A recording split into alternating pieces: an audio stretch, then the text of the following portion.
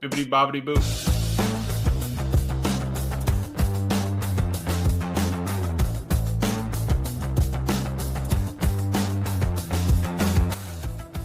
Hey everyone, how you doing? This is Amon Green, Green Bay Packers all-time leader in rushing, and you're watching Packers Total Access Live, your daily source for Packer content.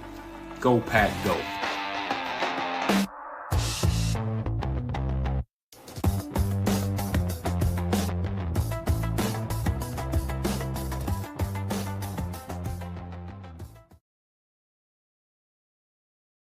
Hey guys, welcome into the Packers Total Access post-game show. My name is Clayton. You can check us out on packernet.com. Find me on Twitter at Packers_access. Joined alongside Emilio in Tennessee. We got Jacob in Wisconsin. We got Tim in Green Bay to talk about this tough loss here to the Carolina Panthers as they get a last-second field goal to win it in a windy Lambeau Field, and man, it really paid off for them to take the win with the coin toss, right? Absolutely huge there. I know there's a lot of debate most of the time of whether you should take the ball first or defer and this and that. In a windy situation, that's why you always take the win. Forget whether you like to get the ball first, forget whether you like to get the ball after halftime. Man, you just take that ball or you take the win every time, anytime it's over 15 mile an hour for sure. So obviously that ended up playing a huge factor in the game. Just to lead things off, middle eight, Carolina wins the middle eight 7-6. And they also won the turnover differential 2-1 by my count. You guys correct me if I miscounted that. I didn't keep up with it too closely today. But anytime you lose the middle eight, you lose the turnover differential, you're going to lose the ball game. I mean, you got a snowball's chance in hell of coming out there on the win. What I'm going to do, guys, is start to hit some of these super chats real quick because they're already backed up. And then we'll get everybody's – you know what? Let's get the initial. If you guys will be patient, I apologize. If you got a super chat, throw it in there. I promise we're going to hit them all. And we've already got a bunch here. But everybody, let's go around the horn one time. Your take on the game, maybe what you thought. I mean, just whatever you're feeling here tonight. Obviously, it's a tough loss as the Packers fall to, 5-2-1 now. The good news is the Lions lost as well, right? So you're still going to be sitting atop the NFC North, although – the Bears won, so now it kind of becomes a three-team race, which is really interesting, right? But let's just go around the horn. Emilio, start us off, man, since you're up in the upper right. What's your initial thoughts on this loss to the Carolina Panthers, 16-13? Yeah, kind of brutal. Red zone efficiency, third down efficiency, and stopping the run. I think the Lions' defensive line were an issue and where we kind of lost the battle. And, yeah, not being able to convert when you had the ball. And like they were saying, we're averaging 5-6 possessions a half. We got 3 in the first, and you're not converting any of them. Yeah, we didn't punt, but we didn't get points. So just a rough game, and that's why you don't sit on that plus 13.5. Mm-hmm. Yeah, definitely. And obviously, you led off with the run there. The number one key in our defensive game plan was stop their run. As we said, the Panthers currently ranked 10th in yards per rush, attempt at 4.6. Rico Dowdle leads their rushing attack with 5.7 yards per carry. He's a solid back. That dude can run the freaking football. He was making chicken salad out of chicken, you know what, all day long. He brings a combination of ball carrier vision and burst, already tallying 16 explosive runs, 21. Let's see he broke the 15 mile an hour mark 16 times, right? And he actually cracked the 20 mile an hour mark once already this year. So obviously the game plan should have been geared around stopping Rico Dowdle. And the big thing we noticed when we talked about it offline here, Jacob, and I'll turn it over to you, is it seemed like once Kobe Wooden left with the injury, all of a sudden the running game kind of broke loose for them a little bit. Maybe we're underselling Kobe Wooden, because you could see a big difference in the run game for the Carolina Panthers once he did go down. But what's your initial thoughts? You got anything to add to that there as well? No, I agree with that. It was tough. We absolutely didn't show up today. We just didn't. And that's, we're not going to sit here. I highlighted a comment here by Trey Russ, and, he goes, can't wait to hear, hey, it's the NFL. Panthers aren't that bad. Well, guess what? You're going to hear it. Hold up a second. I'd rather you not highlight it. If you're going to be a smart ass, leave, bro. It's that simple. Well, we're here to talk ball. We're here to talk about what happened in the game. If you're just going to come in here and be a troll and act like an idiot like that, you can leave. Take your super chat with you, Hosscat. Ain't no big deal to us. Ain't no big deal to me. I don't know about the rest of the guys, which it ain't no big deal to me at all. So if you're going to be a smart ass, just go listen. There's going to be about 2 or 3 other streams right down the road from you. You can go tune into them, and you can get all that out, man. All that out. All right. We're going to talk about what. Sit your butt outside. That's the way it is. I will proudly send you a refund for the $2 or whatever it was you sent there too. But go ahead, Jake. Sorry. Yeah. No, I mean, it's just, like that's what it is, Trey. And yeah, if you don't want to hear that, like Clayton said, it's just, it's the NFL, man. These guys get paid. Like Tim said, like they came in there, they played a damn good ball game. And to be honest, it was us that let them win, that game. I'll be honest with that. I'll say we absolutely dropped the ball many, many times. The penalties, the interceptions, the turnovers, the lack of effort in certain situations, 100%. That was our fault. But like you have to own it. And it's just, for people to make those sorts of comments are lacking the observation that we went into this game as the top of the NFC. Like we got to just stop. The world is not falling now. That was a bad game for sure. Coach Lynn says that Savion fumble killed us. We played behind the rest of the time. I agree with that too, Coach. Like it felt like the Philadelphia Eagles game where that initial turnover just kind of put us behind the 8 ball. It really did. And we're not here to sugarcoat, but we're not here to pile on. Like we're not Viking fans. I'm not a Lions fan. Tim, Emilio, are you guys Bears fans? Like I thought we were Packer fans. How dare you? How dare you? Don't you ever. Here's the thing that gets me. The Carolina Panthers are now 5-4. That's a good team. Like whether they're good, bad, or not. And this is the thing that bothers me is the people who all week long are saying, we better boat race them. We better beat them. We better beat them. Then when they lose, they go, oh, see, told you. What? There's no winning with that type of fan. That's why I would rather just ignore it. Again, there's other streams you can watch. There's 6 other live streams right now for a post-game show. If you want to pretend like a team that has won 5 games and lost 4 in the National Football League is a team that you just beat them by 30 points, you're looking at the game unrealistically. And that's okay if that's how you want to fan.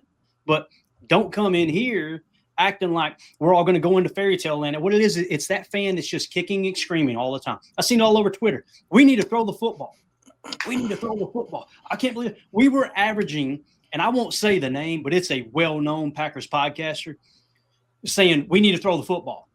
We were averaging, what was it, 6, right at 6 yards? Or no, it was over 6. I think at that point it was 6.9 yards per carry we were averaging. And they're screaming throw the ball. Love throws the interception. Forget we shouldn't throw the ball now. Now it turns into, well, Jordan Love shouldn't throw it in double coverage. Why do you think they weren't throwing the ball? Because they're showing shell looks with 25-mile-an-hour wind, and we're running for damn near 7 yards clip. Now, they shut the run down in the second half, and you start to get the pass game going a little bit.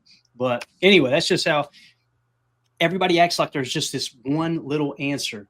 It's the answer to all problems, and it's just not the case. They get paid too. They're reacting to what we're doing. They're constantly adjusting to what we're doing. And, again, was it a pretty game? No. Yep. The Packers should have won that ball game.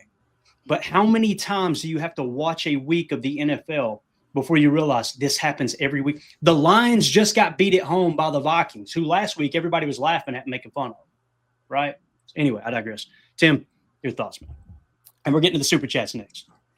I'm going to try and be positive, as positive as you can be. Thought it was really telling in that second half that we found a way to punch that ball in the end zone, tie that ball game up. I think this team banded together despite losing, key players. We had Watson was out for a while. Tucker Kraft is out.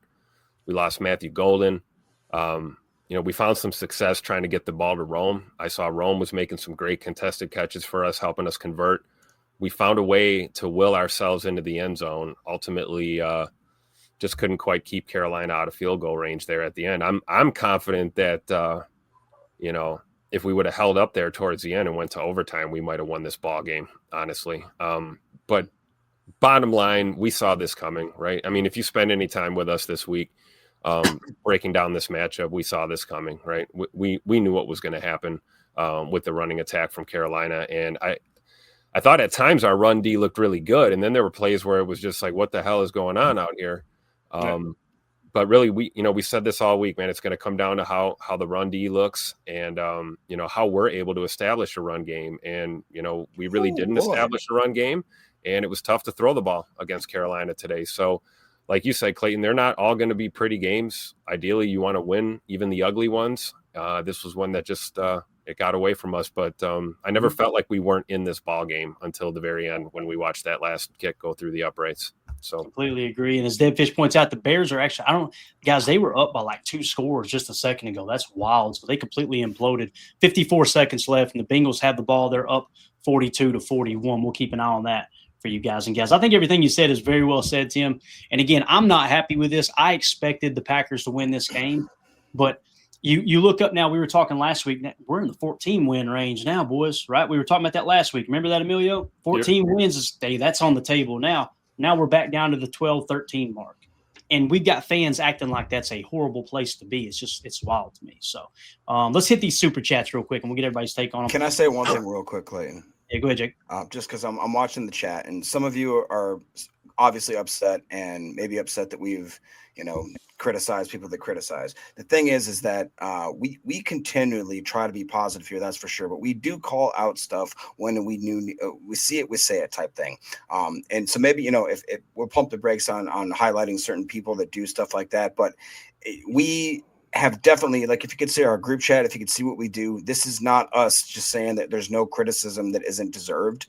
We understand that. It's just when people start piling on and start being like the sky is falling, that sort of stuff, that's where we push back a little bit. So like everybody can fan the way they want to fan. We always say that. We want everybody's takes here in the chat. So like, don't feel like that you're getting pushed out. That's not what we're saying. We're just saying Trey Russ just got pushed out. I want to be clear. Trey Russ just got pushed out. He's blocked. He's no longer watching the channel, which I don't know why you want to be on here anyway. He's miserable. Why would you want to come in here and just listen to people talk positive? We literally opened the show up with the Packers sucked in the middle late. They lost that. They sucked at protecting football. They lost the turnover differential. The game plan was stopping the run. They sucked at stopping the run. Emilio pointed out they sucked in the red zone. And then we got people in the chat saying, oh, y'all are fair weather friend. All y'all do is talk positive. Really? I haven't talked about a positive thing yet. What are you talking about? So again, we don't need to highlight it because there's no point in it. All it's going to turn into is an argument, and there's plenty of streams for them to go watch if they just want to be negative. I'm telling you, there's miserable, insufferable other streams. You can go jump in there and let's just jump on and pretend like we know more than an NFL head coach. So let's hit the super chats real quick. King Tron, you're going to see a lot of negative in these super chats. Everybody's got the right to be negative. There's nothing wrong with that. When you come in telling me that he's going to try to spin it in a positive manner, dude, get out. You don't need to be here. So King Tron with the super chat, thank you, buddy. One word: disgusted. Game was lost at the middle 8. Could not agree more, man. Yep. It's so important. You notice how the momentum was flat in the second half? Middle 8. That's what controls that. That again, first quarter, gather information. Second and third quarter is about making the adjustment and protecting the middle 8, because that's what controls the momentum into the second half. Fourth quarter standalone game. Thank you, Tron. Completely agree, buddy. Chris Casualin, kicker controversy, kicker talk, reignite. This is a conversation. Listen, I'm not going to sit here and pretend like I'm not worried when Brandon McManus goes out there to kick a kick now. Last week I was concerned I wasn't as concerned because it's the injury, right? Well, here's the problem. Somebody said it the other day. I think it was Mark Tauscher, who played the game, battled through injuries. You guys know Mark Tauscher's career, right? Awesome Wisconsin Badger, played a long time for the Green Bay Packers. He said when someone over the age of 30 starts to have tissue injuries, like a calf injury or whatever, muscle stuff like that, it doesn't just magically get better. It typically 9 times out of 10, it gets worse. So them protecting themselves, having Haversick, and I know we just signed McManus to a 3-year deal, and I'm not saying we would get rid of him, but you can get rid of him because the guaranteed money is all that really matters in those contracts, right? If you have to move on. So now what I'm seeing is he may be completely healthy now. I'm going to go to Tim on this because Tim, likes to kicker talk. He may be completely healthy now, but the problem is you're in your head now. You're overcompensating. You're trying to, and it don't help that you had those crosswinds. I mean, you've seen the goalpost at times, right? The vertical post or whatever, they were the uprights were waving back and forth. But nonetheless, is there a kicker controversy? We'll go around the horn with that real quick, and then we'll move on to the next super chat. I mean, I think there is. I mean, it's in, as a fan base, we see Haversick come in and kick lights out for us. We get all excited about the, substitute teacher kicking footballs for us, helping us win games, franchise record, all of that. But, we extended McManus for a reason, right? There's a reason why we wanted to keep him around. And dealing with a quad injury, that's tough, especially when you're, an OG vet and a little bit older like Brandon is. And we can talk about how that was handled. But at the end of the day, I'm with you, Clay. I'm not overly concerned about McManus's ability to kick the football. I do think it was windy as hell today, and it's not an excuse. It's just the elements that everyone had to deal with. Yeah, man. And let's be honest, Haversick is not hot anymore. I mean, he's been sitting on his ass the last 2 weeks. So the idea that you're going to bring him in and magically fix all these issues, I don't think that's accurate either. So I don't know if there's a kicker controversy. It might be a controversial topic right now amongst the fan base. But at the end of the day, I'm going to go with the experienced veteran, who's kicked in big time games, numerous times, has dealt with adverse conditions before. I'm not completely shocked or upset that he pushed one today for us in that windy stadium. It is what it is. Yeah, I never felt comfortable all day long when the kicker was on the field. I'm telling you. And then at the end, obviously they got the wind at their back, but it does swirl a little bit. You got to tip your cap to him, man. Fitzgerald hit a hell of a ball there, man. Hit it right down the middle, right? So, King Sean with the super chat, thank you, buddy. It's hard watching this A-plus team fall flat. Prayers for 85. Yeah, the Tucker Kraft thing, man, that took the wind out of my sails. I'm gonna be honest with you. Yeah, man. Like this dude, Mandy came up here. She was almost in tears because she was talking about his backstory and everything and how he grew up and all the hardship they had and stuff with his mama and everything. It was tough to see him on that cart, man. He's the heart and soul of this team. So let's pray for a negative X-ray and MRI and all that stuff, right? Sounds like hopefully it's like a bruise or something really bad. Yeah, HE started with the super chat. Wide screens are just playing with your food. Why, Matt LaFleur? And once you crap the bed with the 100th widescreen, just kick the field goal inside the 20. It's funny, Soda, that you say that because I was still on board with kicking the field goals. And I was willing to accept you may miss them because it was so bad out there, right? Emilio, how do you feel about that, man? Would you rather take that field goal inside the 20? And do you have anything else to add to Soder's super chat there? Yeah, I mean, I'm still a little for wide screens. I think it's something you can lean on. We have to kind of stretch them horizontally when, we were kind of running the ball decent, but then you get a little bit of issues up front. Banks goes out, Ryan goes in at left guard. Then you got, Morgan having things here and there. And I probably would have taken the points. But again, you got the wind, you got edges, and like the Panthers weren't slowing down. They were going for it on fourth. If we're going to keep up, if everybody would have been, I feel like you would have been mad if Matt didn't do it. And he went back to what kind of, I think he saw something on that first one when they did that shuffle motion and threw Emmanuel Wilson out on the swing on the first time and hit Romeo on that great slant. They came right back to it because they liked the look. Malik Heath just didn't get up under the guy and get the block out. And if that would have happened, they were manned up. They had enough. They had the hat counts to take it upfield. So not horribly mad at it, but yeah, I probably would have taken the points. Yeah, definitely. King Sean with the super chat. If we could play in the mid of our potential top three, I think he's just saying if we could play up to our potential, we're a top three team. Is that how you're taking that, Jacob? How do you take that super chat there? I think that is correct. That's what I would read from that. Yeah. That's the crazy thing about the NFL, man. Every single week, right? The talent gap is just so close. Like I said, you had some people saying the Panthers were one of the worst teams in the league. I heard Tauscher say that this week, and I was like, how the hell they win 4 games if they're the worst team in the league? Like, how does that? How do we get to that? They're one game behind Tampa. Tampa's not 6-2. They're 5-4. And they were 10th in the league in yards per carry run. They can run the football, right? I mean, they've got big hole. They got way more holes than the Packers do. There's no doubt about that, right? And most teams in the league, but any given Sunday, man. Any given Sunday. Biz 1987 with the super chat. First nice long drive ended in a fumble. Dowdle destroyed us. Love with poor play. Another missed field goal. Can't get much worse. And Kraft hurt. It's hard to disagree with any of that. Jacob, you got anything to add to that super chat from Biz 1987? Thank you, buddy. Appreciate you. No, it's just, some days it just doesn't go your way. And this was it. This was a negative day. And like we said, man, we acknowledge it when it happens to like what Biz said. McManus did not look good. It doesn't help that we got literally a 30-mile-an-hour wind gust going to the point where both teams had to have a guy come out and put their little finger on the football so we can kick it off. It wasn't great. And I'll be honest, I didn't like some of the play calls, didn't like some of the results of some of those play calls, didn't like the performance from certain players.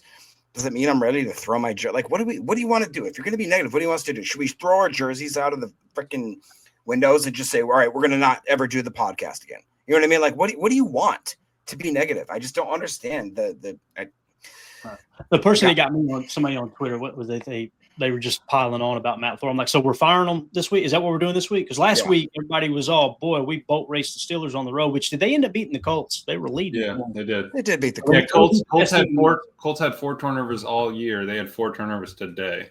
There you So go. it's like sometimes you just get a swing. So the Steelers beat the best team in the AFC, and we beat the Steelers at home by 10 points last week. And Jordan Love he was literally the NFC Offensive Player of the Week, right? And now we're firing LaFleur again, and Jordan Love's trash, right? And Soder's not saying that, just or whoever it was, the last one there. Biz isn't saying that. I'm just saying, like, in general, that's how people are responding. Guys, this happens every week.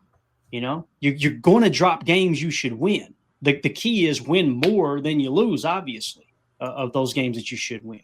But Soder with the super chat, thank you, he says, I get wanting to go wide early as Buffalo killed them with that, but after the first quarter, just stop. 6 points given up at home, and you get an L. So stupid. Here's the thing. I got to push back a little bit, Soder. I didn't see we're going wide too often. I seen us throwing into double and triple coverage down the field. Yeah. Like, that's the opposite of going wide too much, right? Like, that's just like the no-name podcaster that was screaming, we need to throw the football more. I'm going, are we watching the same game? Like, we're averaging over 6 yards a carry. Jordan Love just threw an interception, and you just tweeted we need to throw the football more? Like, I honestly think that had a lot to do with the play calling, and it's, well, Jordan's just lofting it up into double and triple coverage. Guys, you think the wind didn't have a factor in that, right? So for me, Soder, I don't. You mean like when Jordan's throwing directly into the wind, and we got to hear Greg Olsen talk about it being an underthrown ball? Yes. Greg, did you hear their reaction when they hit the game-winning field goal? These are supposed to be neutral announcers, bro. Yeah.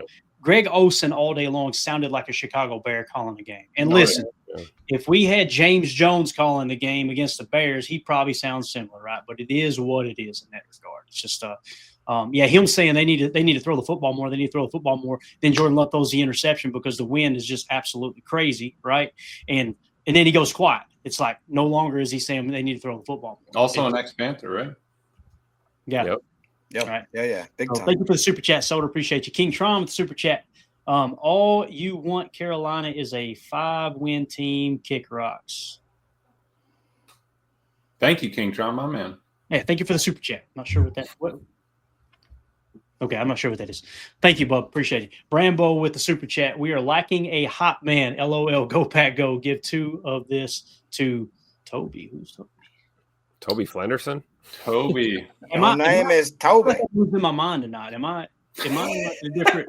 No, people are so mad. They're just like randomly throwing. I think we're just rage texting right now. That's what's going on. Like, I'm genuinely asking, am I missing something? Like, ask one. Be all you want Carolina a 5-win team. Kick rocks. Oh yeah, there you go. That's how you said it better. Be all you want, Carolina. You're just a 5-win team. Kick rocks. There we go. Okay. See, that's why I'm asking for help. I'm not being smart. No, you just needed to reread it. I just needed a little help too. We're good. Absolutely. That's what we do. We lean on each other. Rambo, thank you for the super chat, man. I don't know who Toby is, but lacking a hot man. I don't know if you're talking about the team or not. I'll be Toby. Give me that $5. There you go. Take that $5, man. Thank you. Thank you, Brambo. Appreciate you, buddy. H.E. Solar with the super chat. He says, positive. I love it. We can easily replace the kicker. We're replacing the kicker. So I blame Chris in for this because he's the one who sparked he did say kicker talk reignite, didn't it? So thank you, Solar. Appreciate it, man. Jerry A5940 with the super chat. Thank you, buddy. Again, the sky isn't falling, and the Bengals are going to win against the Bears. Unfortunately, Jerry, they should have. You're right, sir. But man, what a game that must have been. I'm going to go back and watch that one. To be honest with you, get that on TV copy. Cut, the shortened down version. But yeah, thank you, Jerry. Appreciate the super chat, man. Sucks that the Bears did pull that out. Reggie with the super chat. Red zone play calling on offense wasn't good today. What's your all's take on that? Because I don't remember anything specifically where I was like, they should have done this different in the red zone. I know on that last drive, I was thinking, run the ball 4 times. Okay. And if we don't get it, we don't deserve to win. Let's don't get too cute here is what I was thinking. And obviously they did that. And Josh Jacobs muscling his way, that ball right beyond the plane.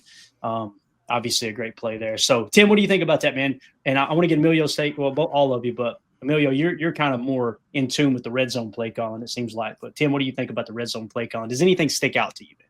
I think Reggie's not like totally off with that statement, right? I mean, it wasn't great, certainly. I don't know if it was terrible or bad, and he's not saying that. He's saying it wasn't good.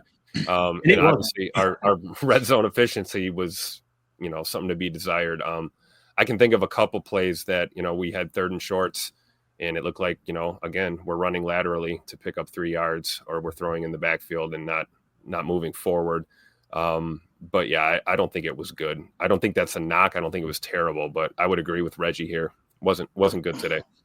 Got it. Appreciate the super chat there, Reggie. Emilio, you got anything you want to add? Does anything stick out to you about the red zone? Just tough because, I liked getting wide just because that last one where Jordan almost threw the pick to Rome, they had 3 high safety across the top and then had like a cover 3 underneath that. So it was just like a 2-layer wall of players. So I almost wanted to see in that last drive when we rushed it 3 times, we need to go power I or something. I need Jordan under center. I kind of want to get out of that shot. I like it, but I kind of want to get out of that shotgun. Let Jacobs get downhill and have it a 1 or 2 way go.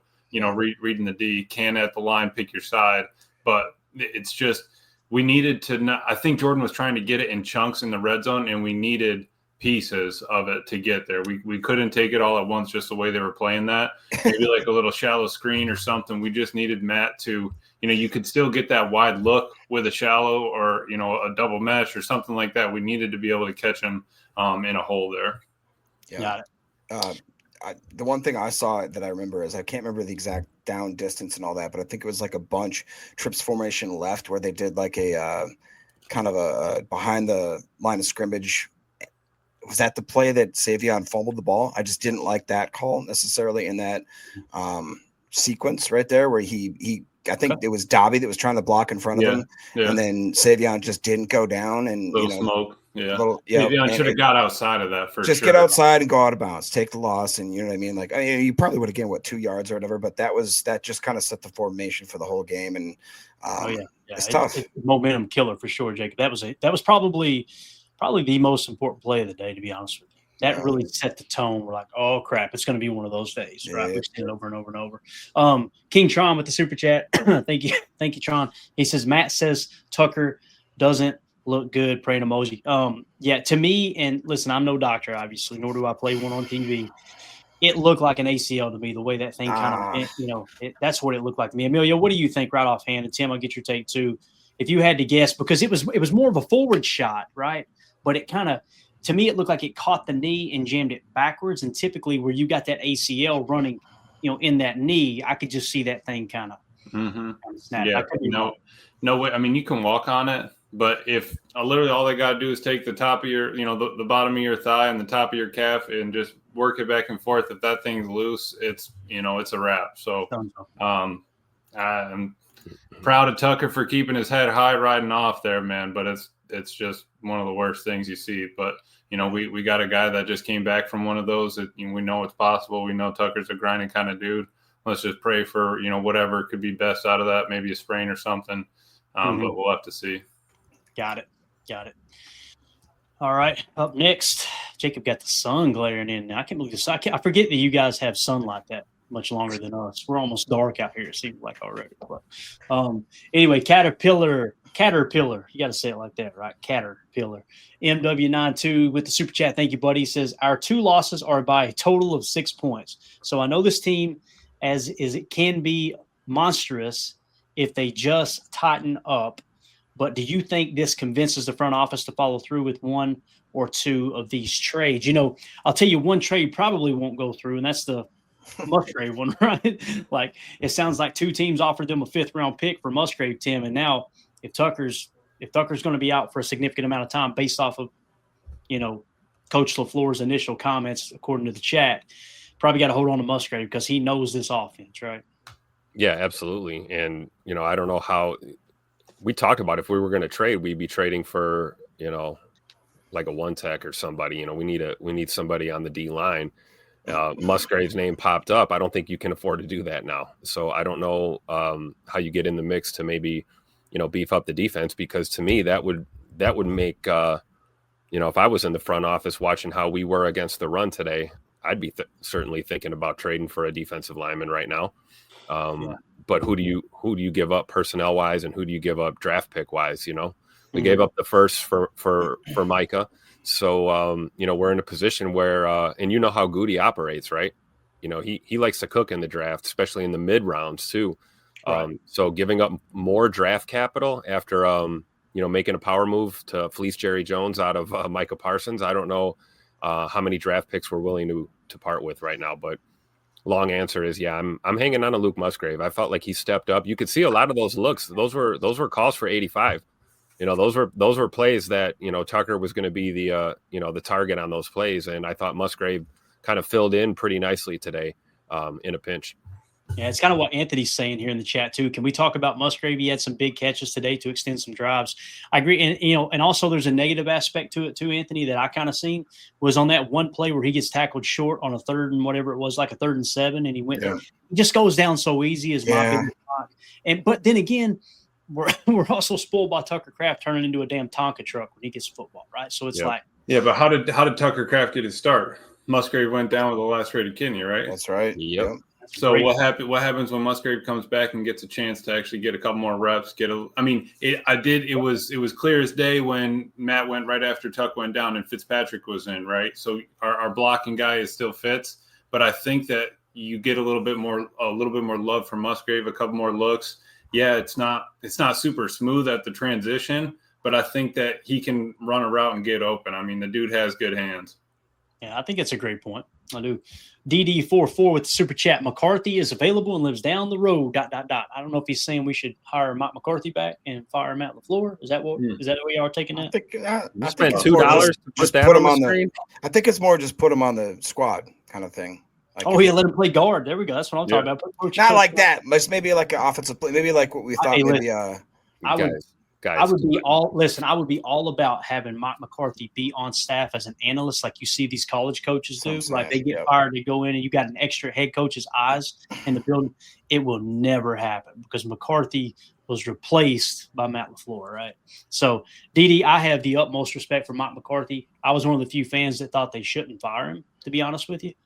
I have since come to the realization Matt LaFleur is a better head coach than Mike McCarthy. Just my personal opinion. I could be wrong. But, I would be okay with him being in the building. I don't think it's going to happen. That makes sense. So, Mike McCarthy, the class act. Dude, what I would like to see is somebody said the other day, add Mike McCarthy to the broadcast with Wayne Larrivee and Larry McCarron. Could you imagine? There we go. That would be awesome. That'd be fun. He does really good on the McAfee show. He's got a great sense of humor, too. And we got to have that Pittsburgh, that Yinzer accent back in there. So, Chris C with the super chat. Thank you, Chris. Can't think of anything positive to say, so I'm just going to donate. LOL. Chris, we appreciate you, buddy. We appreciate you. Yeah, thank you for the dono. And I understand exactly what you're saying. If somebody were to say, name a positive from today, let's do that. Let's go around the horn one time. What's the first thing that comes to mind when you think about a positive in today's game? The first thing that comes to mind for me was we held them to 13 points. They ended up scoring 16 points, but I felt like the defense played pretty darn well. But then again, if somebody goes, Clayton, Rico Dowdle rushed 25 carries for 130 yards, I got to go, all right, I'm just going to shut up. That's a good point. You know what I mean? So that is the first thing that comes to mind for me, though, is the defense. But what do you guys think about that? I'd go Musgrave. Musgrave? Okay. For sure. I'll go with what I said at the top, just the offense finding a way to finally put a damn drive together and get us in the end zone and equalize that game. Despite, again, Greg Olson's repeated comments about why are we not going for 2 in that situation, as if it doesn't make sense to tie the damn game after you finally get in the end zone. So the positive for me is this team, despite struggling offensively all night, finding a way to equalize that game. It just went the wrong way for us, guys. We were never not in this one. Yeah, and like to your point, Tim, what you're saying is the game was on the line, and Jordan Love and Matt LaFleur took the team right down the field and scored the tying score. I think it's a great positive. Emilio, what positive do you got, man? Yeah, mine would probably have to be the passing defense against Bryce Young. We held them to 102 yards, 11 of 20 with a pick, under 5 yards a pass. So I think that they really stepped up. And honestly, Jay Love was cooking to 265, 26 of 37.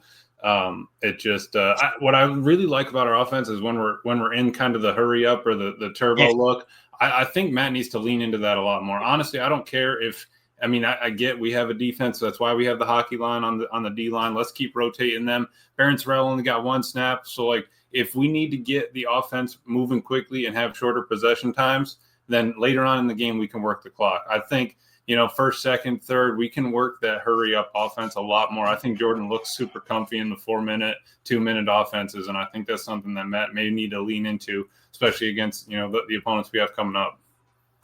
Got it. Chris the Casual in with the super chat. Interior O-line, what's the best combo for the remainder?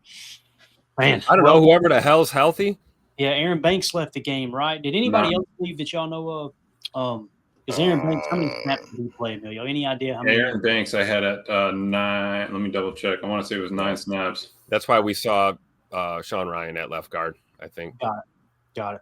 And it was amazing, too, because they held the hell out of Gary on that touchdown run by Dowdle. I tweeted it out, showing him literally bear hugging him from behind, no flag. And I said, if I'm an NFL coach, that's what I tweeted out, I'm telling my line, hold every play. They're not calling it hold. Next drive, we got called for 2 holds. I was like, this is unbelievable. Yep. Aaron Banks, 9 snaps, 6 pass blocking, 3 run blocking. There you go. So who we miss? Travis Glover. I haven't brought his name up in a little bit of time. Come on, man. Let me just say right now, we are missing my boy Glove more than you even know.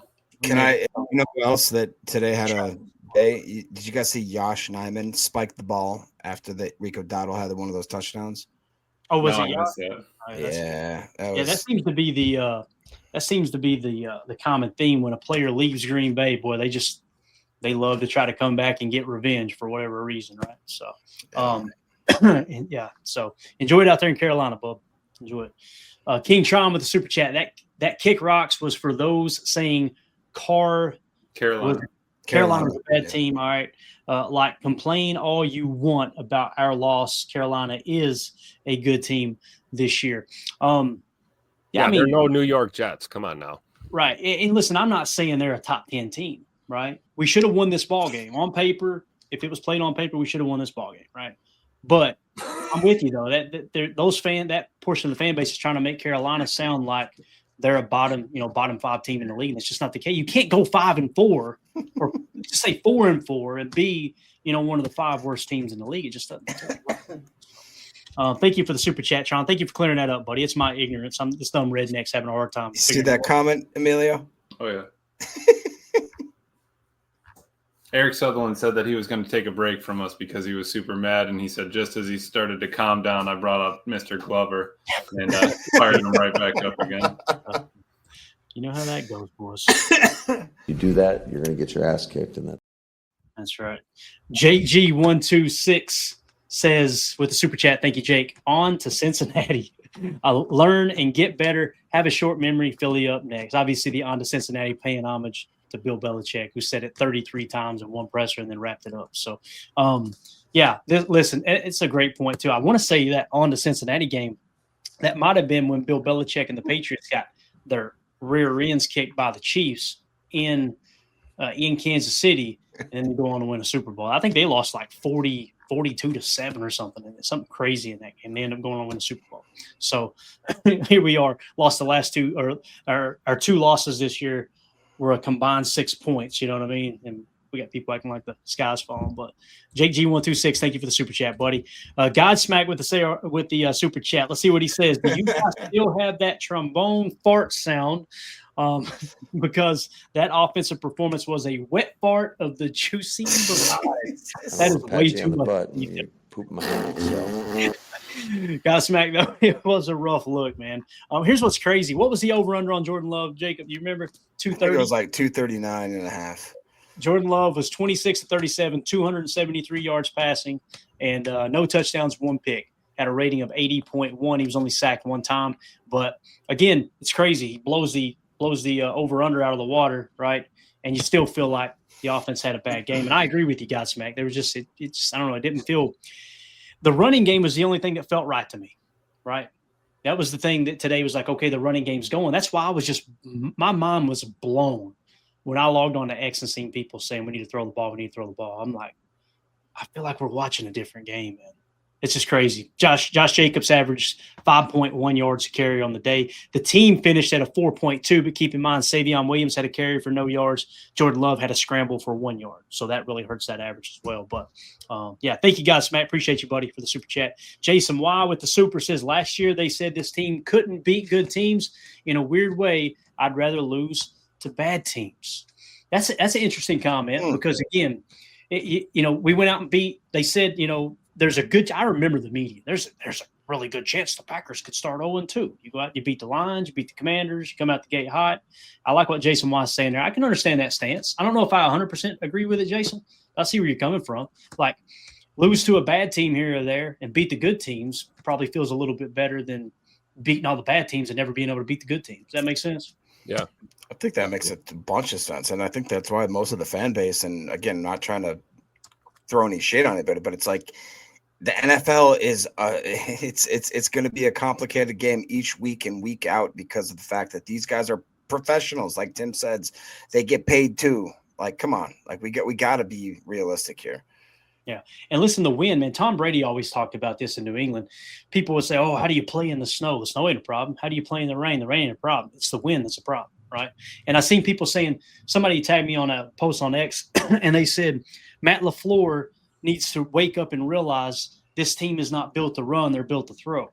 That wind don't give a rat's ass how your team's built, right? Like you can have somebody with the strongest arm. You don't believe me? Go back and watch that game between Buffalo and whoever it was a year and a half, 2 years ago, whenever it was, where they had that just crazy wind and nobody could throw the football. It wasn't nowhere near that. But you get a breeze, you get a gust of over 15 mile an hour, it affects the football. And again, when you throw it up and it gets picked off, everybody's complaining it was a bad decision. And when you're running a rock for 6 yards a clip, all of a sudden we need to be throwing the football. It's insane. So let's see. Doc Torganzo. Sounds like a pimp, man. I ain't gonna lie, man. With the super chat. Thank you, buddy. Burn the tape. Pray for the injured. Soldier on. Remember the 2010 Super Bowl Packers lost to a 6-10. I'm gonna say it. Redskins team, 13-16 in week 5. And you know what's crazy too, Tim? We talked about this recently. The 96 Packers lost to a really bad team, and they got blown out. Like I think it was week 6 or something of that season. Super Bowl teams lose these type of games. It happens.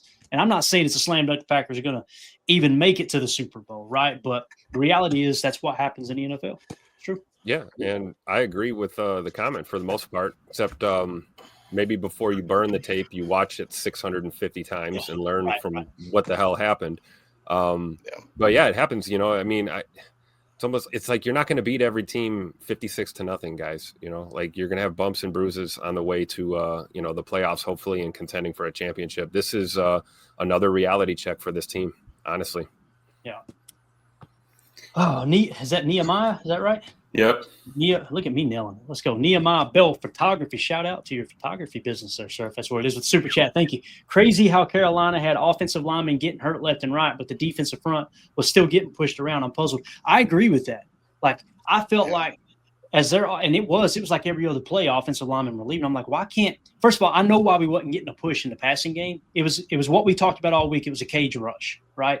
And, again, what ended up happening – Bryce Young got out and picked up a first down on third down. You guys remember that scramble? I'm pretty sure it was a third down scramble. So he still hurt us a little bit, but for the most part, you didn't see him running all over the joint. And by the way, that cage rush worked, right?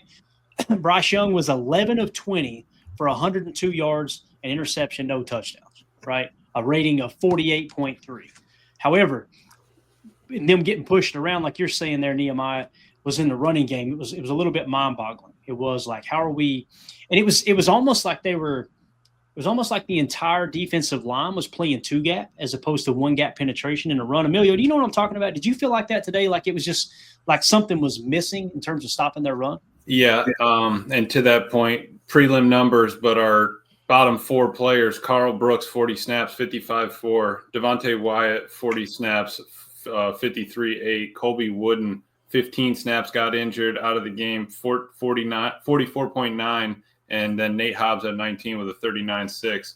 That, and when you were listening to Halfley earlier in the week, he was talking about that wall up front, right? You're trying to fill, each guy's got a gap, and you can't be peeking, right? You can't be caught, engage with the dude peeking over the left, his left shoulder, and shed him early, because the running back can still peel that. And I think you saw in that one, end of the game there, Evan Williams just ran it over just a little bit, following the tight end. Not that the whole game was Evan's fault, but that's just one example. But I did think our linebackers were playing with speed, but they were just gashing us. I think having your bottom 4 graded players being your interior D lineman is an issue. And we lost the game in the trenches for sure, offense and defensive side. It's kind of just what happened. Gotcha. That makes sense completely. All right, let's see here. Super chat. I think we got one more. Chester Marco. We got a